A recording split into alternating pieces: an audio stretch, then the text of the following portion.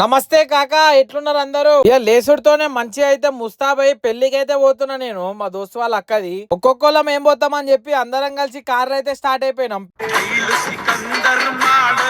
ఇక మనోళ్ళతో కలిసి ఈ లెవెల్ అయితే ఎంట్రీ ఇచ్చినాం పెళ్లి మండపంకి. స్టేజ్ మీద పోయి మనోళ్ళని కలిసేసి డైనింగ్ హాల్ కి అయితే వచ్చేసినాం తిన్నికి. మహేందర్ గారికి అయితే సిగ్గే లేదు. డాక్టర్లు ఏమో డైట్ చేయి అంటే నిన్ననేమో చట్నీ తిన్నాడు, ఈ రోజు బిర్యానీలు మండీలు అన్ని ఏమేమో తింటుండు. మళ్ళీ ఇక్కడికి వచ్చి పాన్ కోసం అయితే లైన్ కట్టిండు. ఎంతగానో అని చెప్తాం ఇంకి. ఆ నుంచి ఇంటికి అయితే స్టార్ట్ అయిపోయినాం. ఇంటికి రాగానే మా రాక్సీ గార్డ్ అయితే జర ఆడుకుండు నాతోని. ఇంట్లో అయితే ఎవరు లేకుండే, మా మమ్మీ వాళ్ళు కూడా వేరే పెళ్లికి వెళ్ళిర్రు. అందుకే ఇక రాక్సీ గారికి ఈవినింగ్ టైమ్ లో ఫుడ్ పెట్టి వాకింగ్ అయితే తోలుకోపోయినా. ఇక్కడ నుంచి బ్యాడ్మింటన్ కోర్ట్ అయితే వచ్చేసినాము. రోజు 1 hour షటిల్ ఆడితే బాడీ అయితే చాలా రిలాక్స్ గా ఉంది. బ్యాడ్మింటన్ అయిపోయినాక ఈ రంజాన్ సీజన్ అని చెప్పి హలీం తినేకి సార్విక్ అయితే వచ్చేసినాము. లిటరల్లీ 45 minutes అయితే టైం పట్టింది మాకు ఒక టేబుల్ దొరకడానికి. హోటల్ సార్విక్ అయితే చూడండి ఎన్ని అవార్డులు వచ్చినాయో. మొత్తం గోడ మీద అయితే అవే ఉన్నాయి. ఆల్మోస్ట్ 10 అవుతుంది. చాలా అంటే చాలా క్రౌడ్ ఉన్నారు లోపల కూడా. అసలు ఇంత క్రౌడ్ ని ఎప్పుడు చూడలేదు సార్విల్ అయితే. థమ్స్అప్ మీద బుమ్రాది ఇంకా రింకుది అయితే బొమ్మలేసిరు. బిర్యానీ కోసం అయితే 45 minutes వెయిటింగ్ వర్త్ అని అనిపిస్తుంది. దేశం మొత్తం మీద లంగగాడు కూడా ఉన్నాడంటే వాడైతే మహేందర్ అనే అంట. నేను ఒకటి చేయరా నాయన అంటే ఇంకోటి చేసి వస్తాడు వాడు అసంటోడు. ఇలాంటి మరిన్ని ముచ్చట్ల కోసం ట్రావెల్ విత్ బంటిని ఫాలో చేయండి.